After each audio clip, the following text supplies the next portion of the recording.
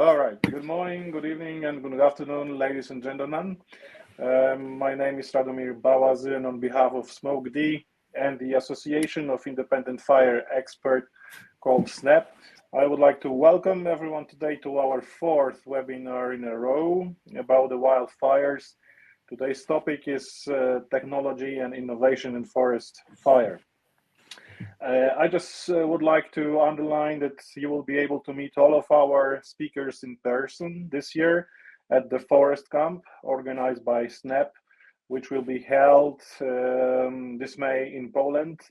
Lindon will also add some words about it. The 30-40 minutes presentation will be followed by Q&A session led by my colleague Michał from SmokeD. And a few words, really few words about Lindon. Lindon Pronto, Master of Science, Environmental Governance. Lindon has more than 20 years of experience in and expertise in wildfire management with employment, research, deployments, and remote support to more than 30 countries in the Americas, Europe, Asia, Africa, and the Middle East. Lindon has years of operational experience as a federal wildland firefighter in California. In addition to working in many European projects, Lindon has been commissioned by government agencies, NGOs, international organizations, and consulting firms, serves on national and international expert panels, and has provided thematic expertise to the European Commission, European Parliament, government agencies, and the private sector. As a subject matter expert with an extensive communication experience, Lindon has contributed to more than 200 international print, radio and television publications and broadcasts, and is an associate editor at Wildfire magazine. Lindon, floor is yours. Thank you very much for the extensive introduction. Thank you for having me here today. It's a pleasure, and I cannot had some technical difficulties, so I cannot see all of you, so I just see my presentation. So once I'm done, I'll exit out of that so I can see you all and we can have a good discussion, hopefully. In any case, I wanted to mention a few more words about Forest Camp, which is coming up and which SmokeD has also been a very good supporter of Forest Camp over the last few years. And so, yeah, I just wanted to give a little bit of information about it because it is the time of the year to sign up and hopefully to see you in Poland in May.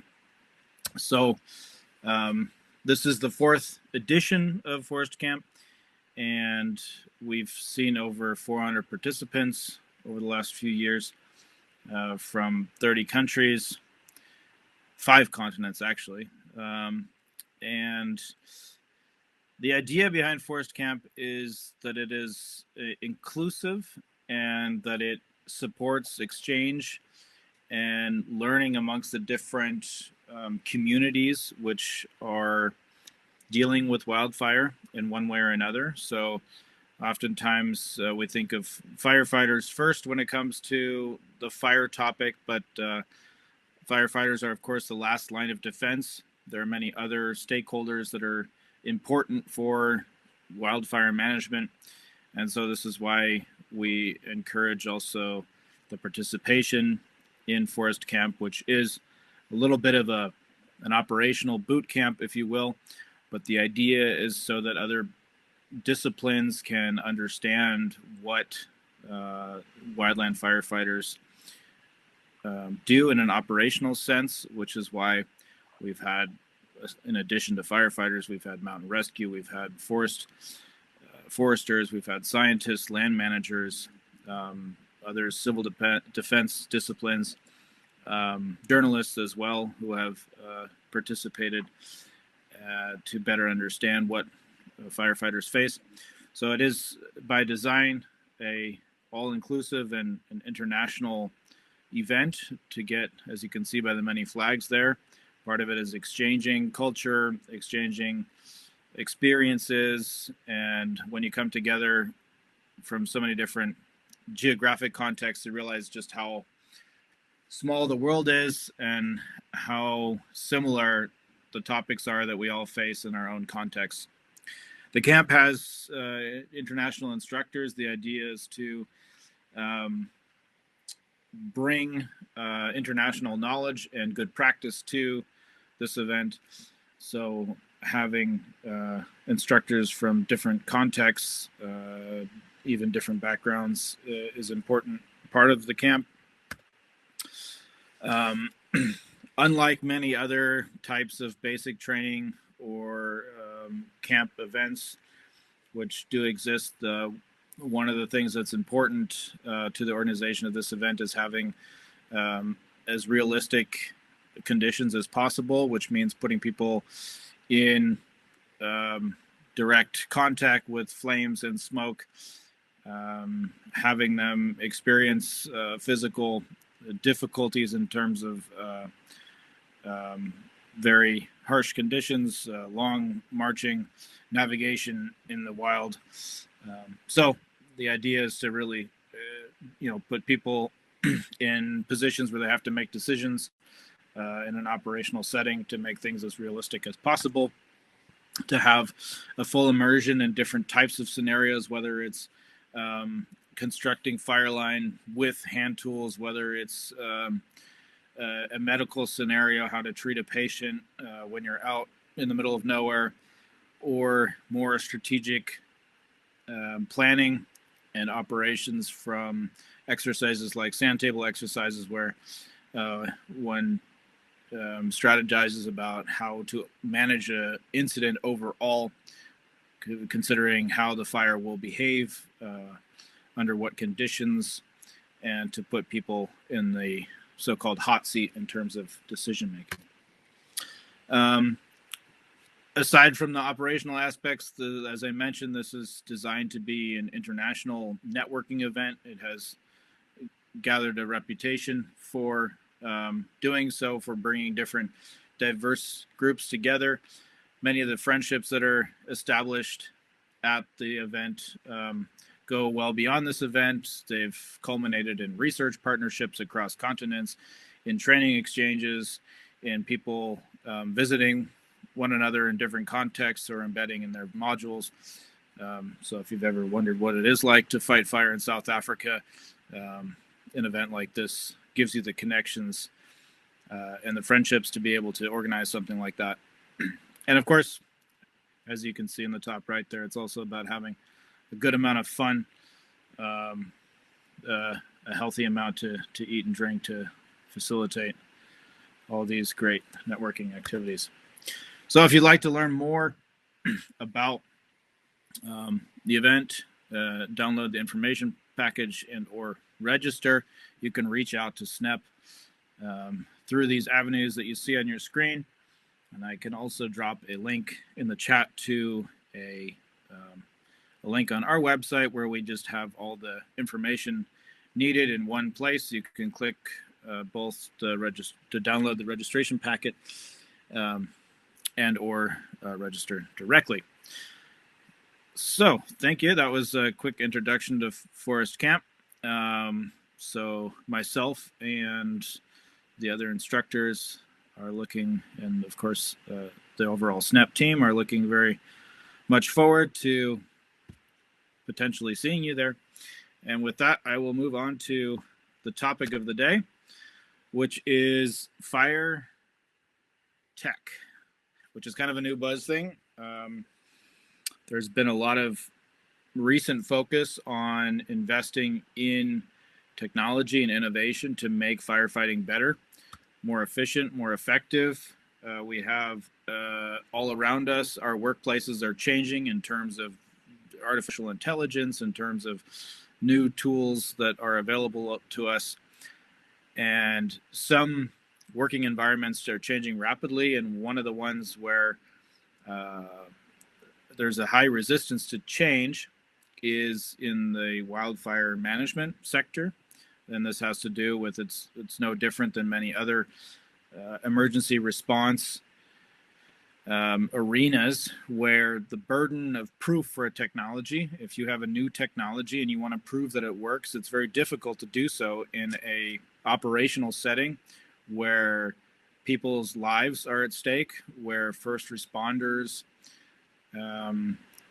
if they were to just use a new application or communication form or format, there's very little room for error. And when there is miscommunication or vital information is not passed or received, this can quickly lead to devastating consequences.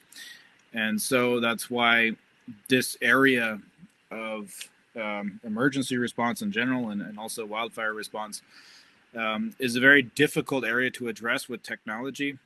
And the bar is set very high. Notwithstanding, as we have more and more devastating and extreme wildfire events, the push, the drive, the motivation is increasing for having more technological solutions to aid in fire suppression and fire management. And so there has been a technological innovation revolution, if you will. There's been a new boom in startups, technology startups. Many different companies are starting to address the different phases of wildfire management to try and offer new, innovative, smart, digital, you name it, different types of solutions. And importantly, I think the first thing we need to do is to take a step back and look at this problem holistically and determine, okay, what is this really a problem of our own making? Is wildfire a problem in and of itself? We like to characterize it as a problem. And for the most part, it's problematic when it burns down our towns, when it threatens our critical infrastructure, when lives are lost, when severe fire events cause irreversible ecological damage. So there are many scenarios where fire is, in fact, a problem, not only for people, but also for its longer-term consequences on the planet. However, most ecosystems around the world are either fire adapted or fire dependent, meaning that fire should be in these ecosystems. And detecting and suppressing fire as quickly as possible is, in many cases, counterproductive. And it also only looks at one element of the overall cycle of fire. So I've put together a bit of a visualization here for fire as an overall phenomena and challenge. So we have the root of our fires that burn out of control have to do with how we've managed our landscapes, how much available biomass is in the landscape, how readily available it is to burn, under which conditions. And so longer term landscape management is the paramount puzzle piece for the wildfire challenges that we face today. And if one were to say, okay, how do we address challenges at landscape level, this quickly becomes very overwhelming, and it quickly becomes outside the span of what we are able to effectively influence within a shorter time frame. And then if you add politics and policymaking into that whole equation, of course, politicians want to invest in things that they can show are having a benefit, most preferably within their election cycle term. They're looking for short-term investments which show that they are indeed working on the problem, which is why you see so many investments in buying new fire trucks or airplanes or flashy technical things which can be shown as engagement and active involvement in addressing the topic of fire, but these are not addressing the longer term issues of fire, and in many cases, counterproductive. So one has to ask the next question. Okay, if we can't do this at landscape level, how do we prioritize? And this is where assessing high risk areas becomes very important. It might not be economical to address fire management challenges, or feasible to address fire management challenges at landscape level. To address it in the whole country, it might not be necessary. So we assess high risk areas and we say, okay, well, these communities are have very high risk, so we need to address challenges in this context. Or we have high risk infrastructure, or we have known frequent causes of fires that we can address. For instance, in the North American context, as you've often heard in the news, probably utility companies are often at fault for starting fires because of the above ground lines. Anytime there are high winds, they can be impacted by branches or fall over and start fires. And so these are, kind of a tangible high risk area that can be addressed. In the end, as I said, in connection with landscape management, it really comes down to vegetation management and these, managing the biomass in the landscape to make it less flammable or less available. And this can be broken down into short-term technical measures, such as prescribed fire, so using fire to clean out the forest floor, prescribed grazing, as is frequently done in both in North America, but also places like Spain, Portugal. Mechanical clearing, so to physically remove the biomass with machinery. And so you can see I've put down a number of different categories here for each of these cycles. I've not done so completely, otherwise I wouldn't be able to put it all on one slide. But you can see how within these different categories, one could have potentially technological, innovative, different types of solutions that address all the subcategories under the larger categories. Moving then from these short-term pre-fire solutions, one has this immediately before the fire. And this is where we get to home defense systems, so like sprinkler systems. There's innovation going on there. There's weather modification. This is not so common in Europe, but for instance, in Southeast Asia, it's very common to do cloud seeding to try and artificially induce rain during periods of high fire danger. There's also a whole market for chemical compounds for pre-treating structures with foams or different adhesives to try and or chemicals to try and immediately before a fire prep it so that the chances of the structure burning are less when the fire gets there. And then we come into this fire detection, localization, and assessment phase. So now the fire has started, and now we have different types of solutions for detecting the fire. We have cameras, line of sight, gas sensors, data and AI solutions for better pinpointing a location, for determining whether it's dust or smoke. There's drone and fixed wing solutions, which are looking at this detection, autonomous drone launching to better assess and localize to provide initial intelligence. There's satellite solutions. And then we get to during the fire. So now we have, we've decided to engage in the fire. We have water-based ground solutions. We have water-based aerial solutions. There's dry firefighting or technical measures. There's like new types of robotics that are being developed for suppressing fire, not only in a wildfire sense, but also, of course, in industrial settings. There's intelligence-based solutions, which are designed to essentially act as decision support tools for first responders. and there is efficiency-based solutions. So there's a lot of solutions of, okay, we've invented this nozzle which optimizes water use by 40%, or we have designed a fire suppressant which is maximizing the use of water by making it 10 times more effective by manipulating the molecules in a way that triggers a chemical reaction when applied to heat, so on and so forth.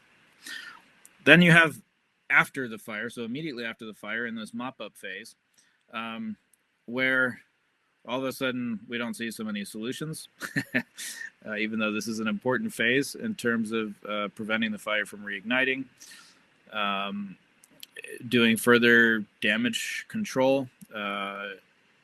The recent fires in LA, most of the houses that burned did not burn immediately within the fire, within the first fire front passing. They burned after the main fire passed.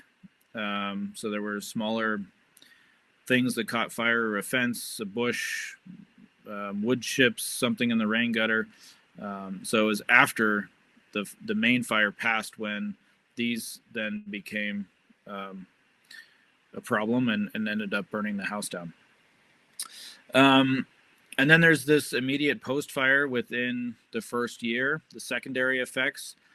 There are also not very many solutions for this fire, this part of the process. The secondary effects could be you have a fire and then you have immediately after rainstorm. So basically similar to what also happened in California this year, where the rains came. A few years back, there was a more severe scenario where more people died and more destruction was caused by the post-fire flooding that occurred instead of in the fire itself. So this is also an area where we look at, what types of solutions could we have in this area? And then greater than 1 year post-fire recovery, how do we look at the land? How do we look at restoring the landscape? What types of solutions? There's, for instance, reseeding from drones. First, just reseeding grasses to prevent initial erosion to try and allow time for the ecosystem to regenerate to its natural state. And eventually then replanting trees if the ecosystem for some reason does not regenerate accordingly. So as you can see, there's many different pieces to this puzzle, and where firefighters come in are down on the bottom there during the fire, during this one phase. And overall, we have a much more complex landscape when we talk about fire management. So what does technology and innovation want to address? And one tool that you could use would be kind of the scenario approach, where you say, okay, well, if I'm a technology provider, if I'm sitting in Silicon Valley, California, and I want to do a startup, and I want to find a solution. Now, is my solution something that's to address current wildfires? Is my solution going to address a scenario where there's significantly worsening wildfires, so more fires that are faster, that are more intense to fight? Or am I going to think really crazy and think about, okay, now we live in a future where everything's burning around us, there's extreme wildfire events. And if you were to break that down a little more, then you can look at, okay, so what are the opportunities or the setbacks? So if I'm developing a technology and I want it to address today's problems, on the positive side, this technology could become, it's very applicable and marketable today. Is it attractive? So if it's so applicable and marketable, you might have a lot of competitors.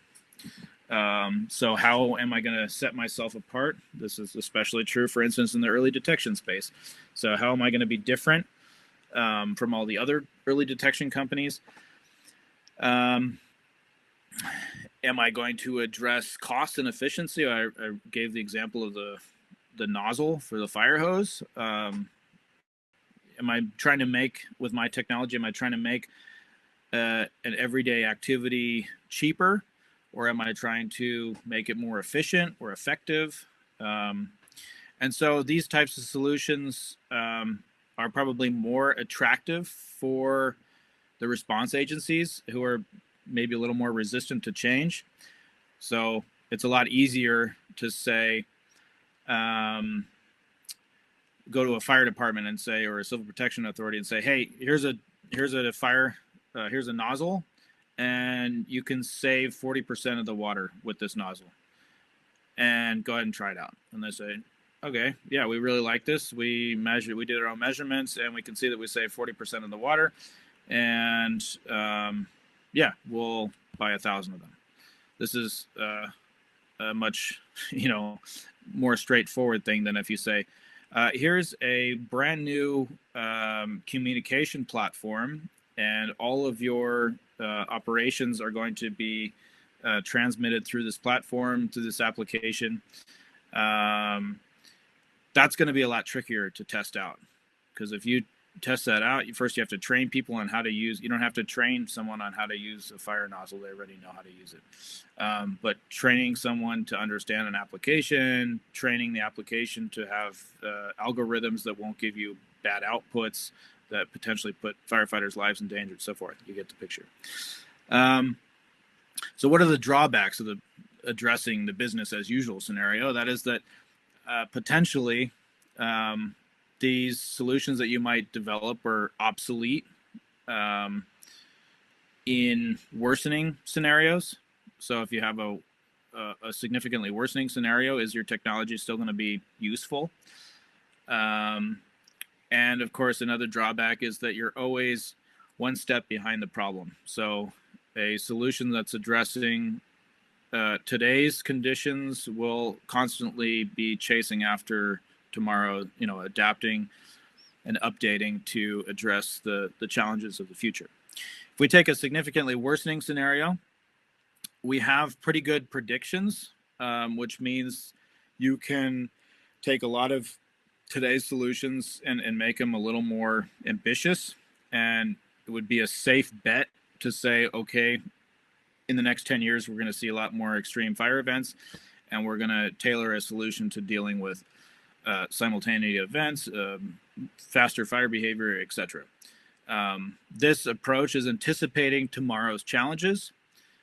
This is an area which is very attractive to investors because it's, on the one hand, safe. They say, okay, we can safely consider that wildfires are going to become more intense to fight, and we don't want to invest in more of what we have since we've already reached our limits. So we want to invest in something that is reliably, attractive to meeting tomorrow's challenges.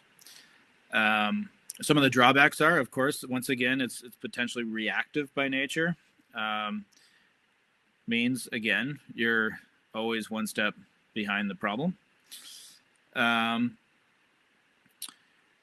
And now if we take a really extreme scenario, this is a very risky, if you're looking to have a solution for when everything's on fire and the winds are really strong, and how are you going to fly a drone in that, or, thinking about really bad conditions, or like these extreme wildfire events like the one in LA or in Portugal, in Mati in Greece. Having some sort of technological solution that's going to be still effective in that context is going to require some pretty big breakthroughs. If you do have a unicorn technology, then that's, exciting, because you could completely change how we fight fire or how we address wildfire challenges. The drawback is, one of the challenges would be it's potentially limited in scope. So one would have to really focus on a very specific area. And if you do not find a solution for that, then you're a bust. And so, for instance, there's a lot of innovations in the drone space. There's a lot of drone solutions out there, but none of them have ever fought a fire before. And so right now we can safely say, okay, the innovation in the drone space is, if it keeps up its current trajectory in terms of the lifting capacity, the maneuverability under adverse conditions, etc., we can say, okay, this is in our future to have, swarms of drones to suppress fires. But right now, it's pretty risky, and there's a lot of companies out there that are on the brink of, do we continue doing this because we have no use scenarios, we have no real proof of concept that is convincing enough for first responders to actually buy a bunch of drones, etc. And in this space, you could just fail to meet the challenge in time altogether. It's a rapidly changing future, or the innovation, by the time it's finally come to market, it could become obsolete. So what is technology and innovation actually addressing? And I'm a part of a consortium. It's kind of an international consortium, but a lot of the active members are kind of based in California or Silicon Valley. And one of the things we've been looking at is screening different technologies, different solutions, and evaluating them with people who have a lot of operational experience, with people who come from different backgrounds, whether it's from NASA to data science to healthcare to different fire operational backgrounds, of course, and kind of giving the opportunity to some of these startup companies to pitch their company or pitch their solution in front of peers and in front of investors, etc. And so we've been evaluating hundreds of different companies in the context of this little exercise. If you want to join, this is an old Zoom, but there's another Zoom coming up in April. If anyone's interested, I can add the date just so you can see the scope of some of the solutions that are out, or pitches that are out there, I should say. Some of them are very proven solutions that are already being used by different agencies, and others are really wild ideas, like fire suppression with sound waves, or fire suppression with jet engines. So there's some pretty wild ideas out there, or there's other companies out there that are already providing real-time intelligence to and solutions to response organizations. But in any case, I took this opportunity to then choose about 140, 130 different companies that we had evaluated and kind of categorize them, because I wanted to see, okay, all these companies out there that are addressing the fire challenges as we perceive them, where is their focus? What is their emphasis? And so I put all these, I did a little AI exercise. So I opened up my ChatGPT and I put all the companies in there, and I asked ChatGPT to sort them for me. And I just wanted to see how, AI dealt with this little task. And then I did it on my own separately and manually. But this is what the chat spit out. So basically, from all the companies that I had selected, which I would say overall there's maybe up to 800 globally, there's maybe 800 early stage or startup companies that are addressing wildfire topics. So I figured if I screened out about 150 of them, that it would be a relatively good assessment. And certainly most of the known startups, shall I say, that have potential are included in this list and or are already being utilized. So in the end, it came up with, and in the meantime, there's another probably 75 to 100 companies that I could add to this list, but I did not have time to do that for today. But in any case, we have about 5 satellite and space-based solutions. There's about 5 investors and financial backers which are actively either Convective Capital, for instance, exclusively invests in wildfire startups, versus there are some other larger financial backers which are heavily investing in wildfire or lightly investing in wildfire topics.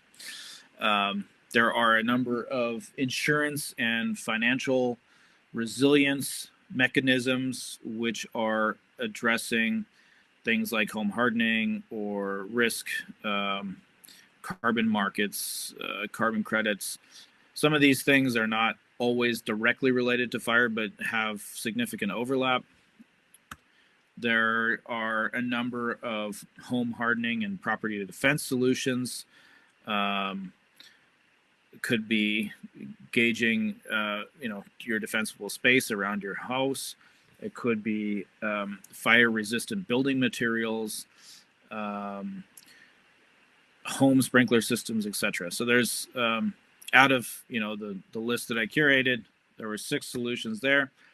In the fire prevention and fuel management space, there were about 10 solutions. Some of these are also kind of social enterprises. So like Fireflux in Spain is working with shepherds to conduct fuel management, biomass reduction in high-risk areas around settlements. And also there's a branding that's connected to that.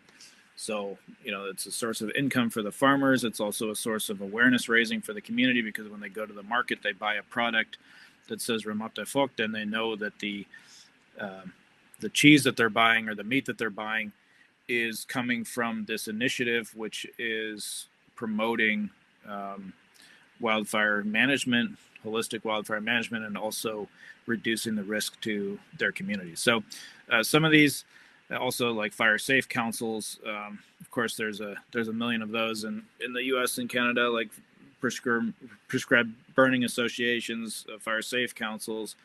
What's the other one?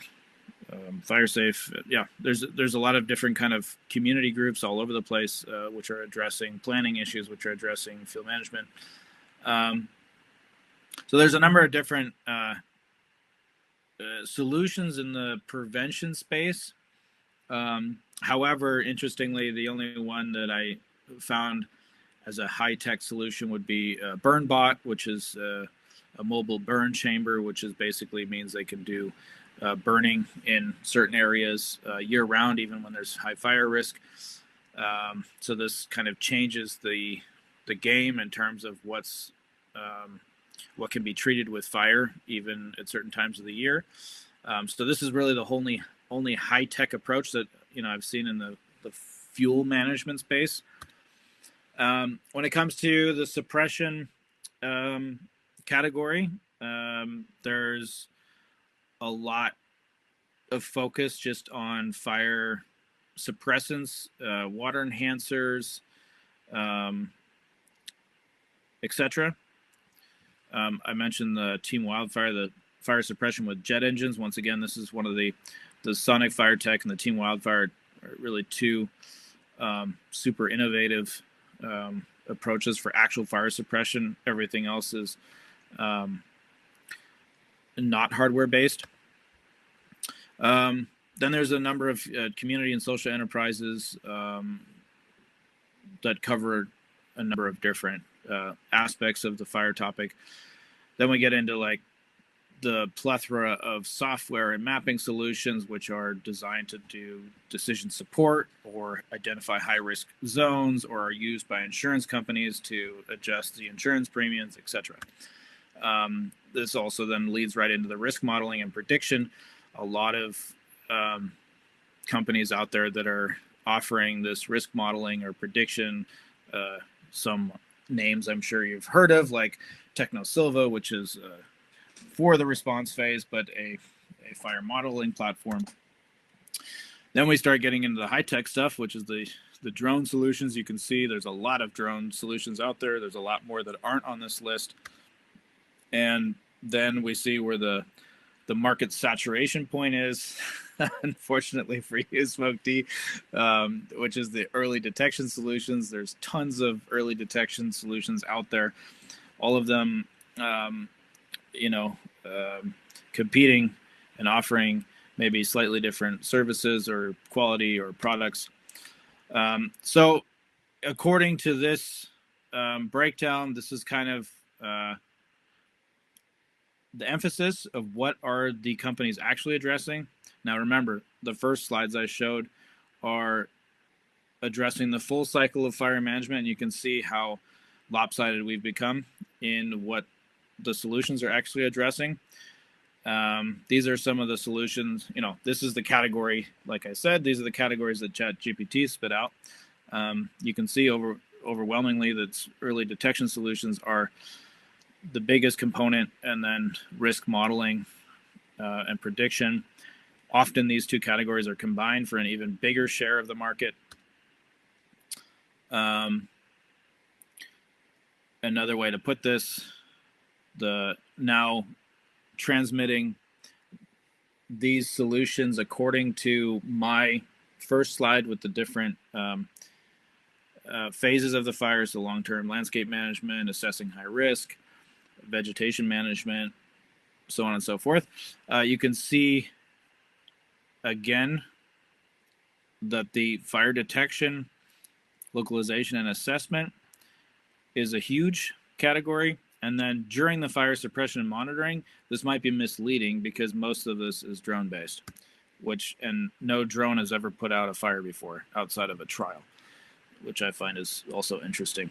So if we look at just the fire suppression and monitoring categories, we have only a tiny bit, only a handful are actually doing this from a hardware perspective. So on the ground, actual tools in a firefighter's hand, so to say.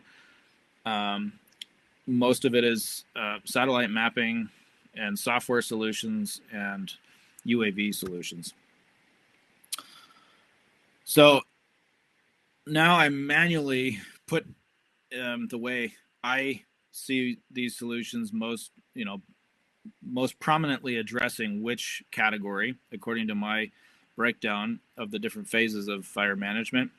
And you can see that, yes, there are, especially some of these social enterprises that are addressing the longer-term landscape management issues. There are a lot of solutions that are addressing risk, doing risk assessments,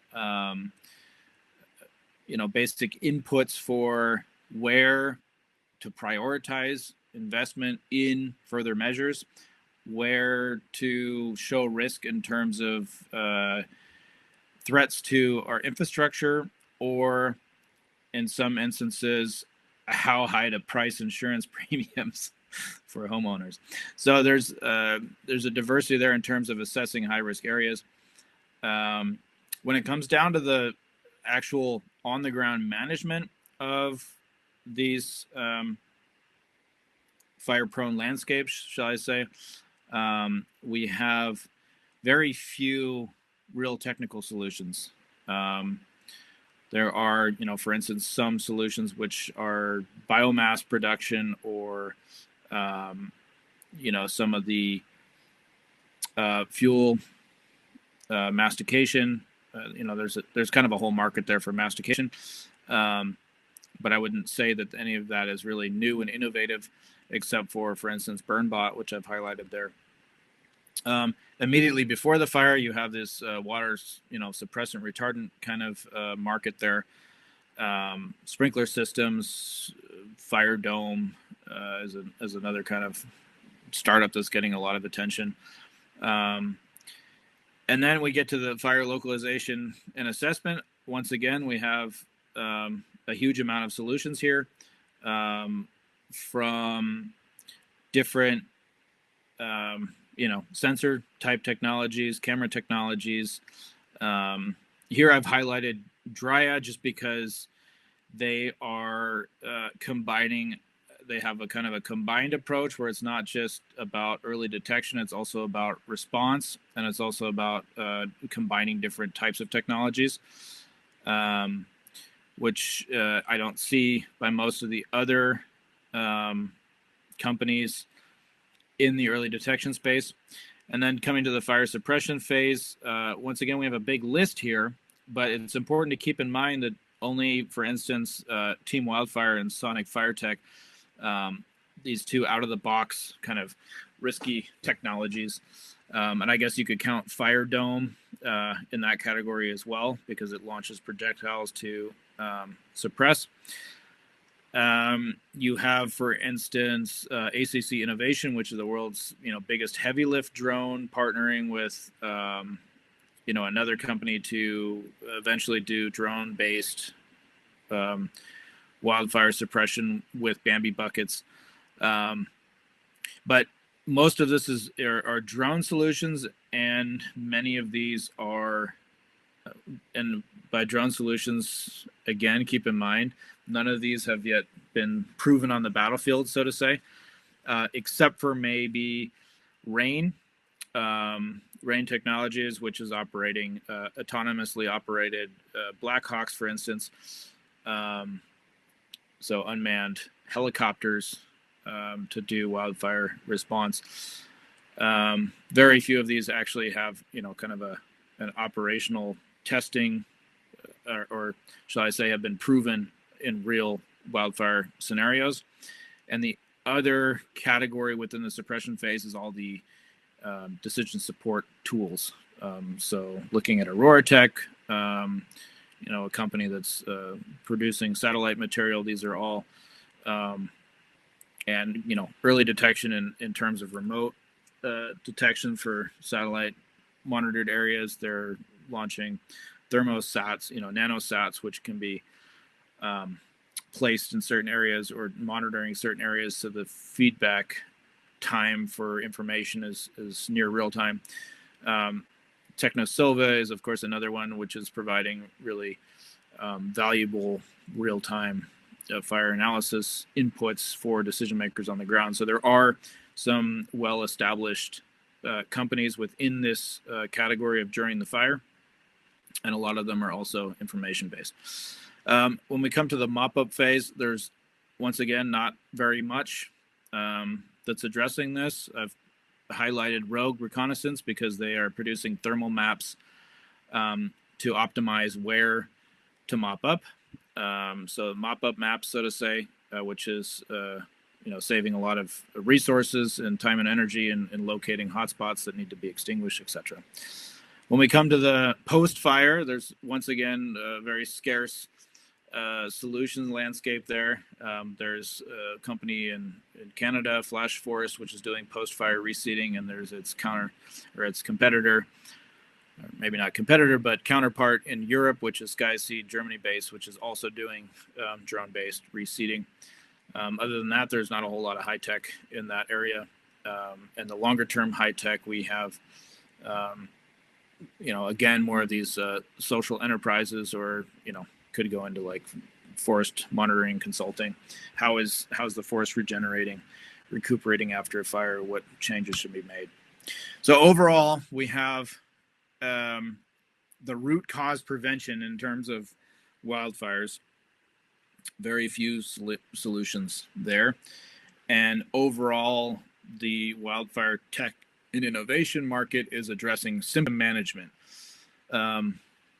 which is a little bit of an oxymoron, because the whole idea of technology and innovation is to be forward-thinking, future-oriented. And in the wildfire space, it's a very lopsided investment, and there's a heavy focus on just, better detecting and putting out the fire, which is creating more and more devastating fires in the future. So it's, in a sense, a little oxymoronic, and we definitely need a shift in addressing fire more holistically. In a recently released report from UNEP, you've probably seen the report at one stage or another, but this is just a graph with the Sustainable Development Goals. And you can see, I think there's 16 or 17 different categories that are impacting Sustainable Development Goals, which overlap with fire. And you can see them listed here in terms of how they impact the environment and citizens and communities.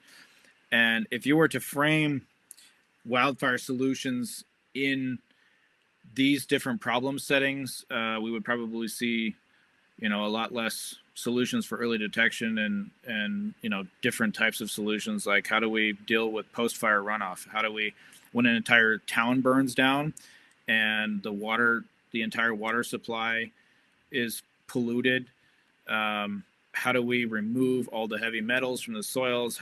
So there's like huge areas which are just completely unaddressed by technology and innovation, which are significantly impacted by wildfires. Some of these, kind of a snapshot of a few current issues or issues that be addressed with current technology. So like resupply drones. So we have drones which can deliver pizzas or whatever.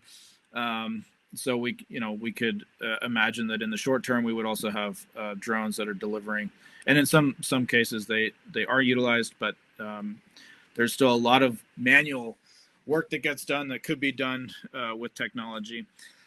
Some of the areas we're lacking solutions in are, addressing fire in protected areas. We still fight fire the same way in protected areas as we do in other areas.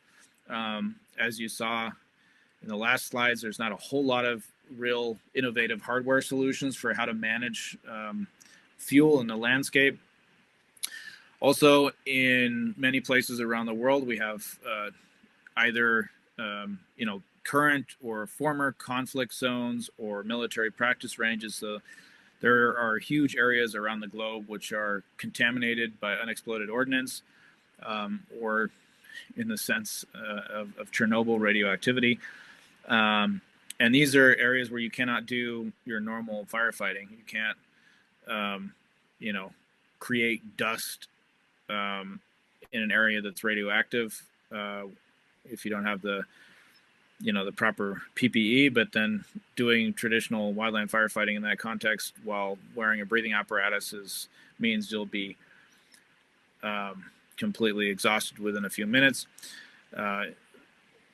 There are other, with the unexploded ordnance issue, of course, we have huge problems on the horizon with Ukraine, or even presently there are, fires and as a result of conflict on the Lebanon Israel border, for instance. So, I mean, there's many areas around the world, or in Germany, where 2% of our landmass is contaminated by unexploded ordnance from the many different military histories that we've had across the landscape. If you were in the last webinar with Alex, he talked about that issue specifically. Or smoke management solutions. So, most of wildfire-related deaths, there are hundreds of thousands, if not more, wildfire-related deaths each year, but they're not from flames, they're from smoke. We saw this very prominently with the haze episodes in Indonesia, for instance, 2015 and 16, when many people died as a result of the haze, or burn solutions, or the scarcity in post-fire solutions. We don't have many solutions for dealing with fire in peatlands. So there are areas out there which we just do not have many solutions for. So we need kind of this ecosystem of actors which are addressing, and I've just kind of arbitrarily identified some players that address different aspects of this,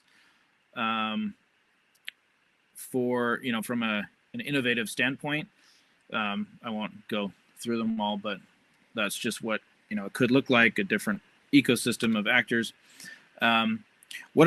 What my personal observations have been from what makes a company or a startup in this space successful. And that is, first of all, some of these companies are not just there to offer a camera or a backpack or a solution or whatever. They're asking themselves, what can I do for the wildfire community? And so, companies like Mystery Ranch, having scholarships, supporting the overall wildfire community, working directly with them to provide and find solutions that the responders need, to support and sponsor events. Also like SmokeD, not just producing a camera, but being a proud and active supporter of Forest Camp and international networking. That is addressing the question of what can we as a company do for the overall wildfire community and not just try and sell them something. Another successful model I've seen is offering multiple solutions. So what started out as a satellite company is now, branching out into fire analysis, looking at providing multiple solutions to multiple different types of stakeholders, drought mapping, all sorts of different tools that you can produce from satellite derived information, and offering this across the community of stakeholders, or bundled services. So BurnBot is, on the one hand, they have their flagship robot that's doing one thing, but then they're also offering prescribed burning with aerial ignition. They're offering mastication. They're doing overall fuel management, reduction, or joining forces. So having different companies come together, like Dryad coming together with Bosch and working with us to, produce solutions that are meeting ground demands from an innovative standpoint, and offering a bundled package. That's all great and everything, but who's buying? Of course, these are the different types of categories of companies that might be purchasing, or agencies. Who should be buying? Are there potential customers out there that are not on the list? If we were to address the gaps that I highlighted already in the presentation, would our innovations be different? Would we have different customers, and would we compete more or collaborate more? And these are open questions that the different players in this space need to be asking themselves. So to conclude, the wildfire innovation space is overwhelmingly focused on symptom management rather than dealing with root causes of wildfire challenges. Fire detection, localization, and assessment, and UAV, satellite mapping, and software products make up the lion's share of solutions in this space. Even technical and hardware solutions for wildfire response are very small by comparison. And the innovation hardware solutions for fire prevention, fuel management, for instance, was just really a handful of companies and initiatives out there. Unfortunately, for some in this space, the financial backers investing in wildfire tech are very limited. So this makes the funding in wildfire tech innovation space highly competitive, as I'm sure the colleagues from SmokeD can attest. The more companies offering similar products and solutions are obviously going to have to compete with each other, and there's only a limited scope of investors out there which are looking to invest in some of these areas. So, thank you for your time. Thank you, Lindon, very much for an extraordinary and very interesting presentation. I can promise that we will do our best to be better recognized by AI in the nearest future. Well, now a Q&A session. This session will be moderated by Michał. Michał is my colleague from SmokeD. Michał, please say some words about the rules, and let's start the Q&A session. Yes. Thank you, Lindon, again for an insightful presentation. And for all of people that are hearing us right now, it's your opportunity to ask questions to Lindon. We can do it either way. You can write a question on the chat, and either Lindon will respond or I will read it out for everyone to see. Or you can also choose an option to raise your hand, and I will provide you with microphone and camera permission so you can speak with Lindon in face. To do that, you have to click on your initials in top right corner, click on status, and click raise hand. During your presentation, I've noticed some comments. They might be contextual, but one of them I've seen was from Mr. Sebastian. Fires can generate their own weather. Rain makes a landslide, then the fire continues to progress a day later. Common in desert areas with regular high pressure trends. There simply needs to be enough energy released. Thank you for your comment, Sebastian. Uh, there is another one. Storm garden type replanting to mitigate erosion are the best defense against long-term outlook for leaching post wildland urban interface disaster. Um, as a non-fire individual, I might say uh, this sounds interesting. Would you like to address that, Lyndon? Which one? The storm garden type replanting to mitigate erosion are the best defense against long-term outlook for leaching post-wildland urban interface disaster. Yeah, I mean, of course, that's where assessing risk is absolutely an important tool and function, and I see every year how many homes burn down, and I think, Jesus, like we have the solutions, we have the options for averting this type of disaster. It's just a matter of applying it, and yeah, there's many.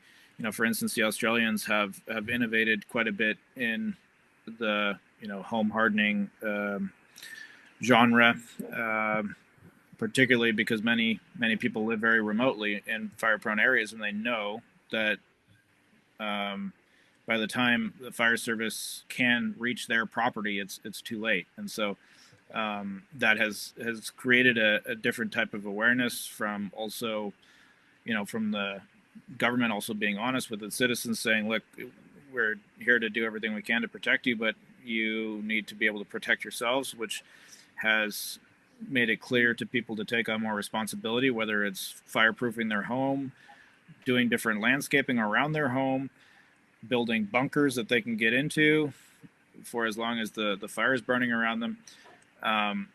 And in Europe, we don't have this culture. We have this very reliant culture where if anything happens that we don't like, we depend on picking up the phone and dialing 112 and expecting the fire service or whoever to come save us. We don't have this culture of risk in Europe. We don't have the same level of responsibility. Certainly in some context, people have learned the hard way, and or they're much more exposed to regular fires, and so they have taken on more personal responsibility in terms of how they manage their home and property.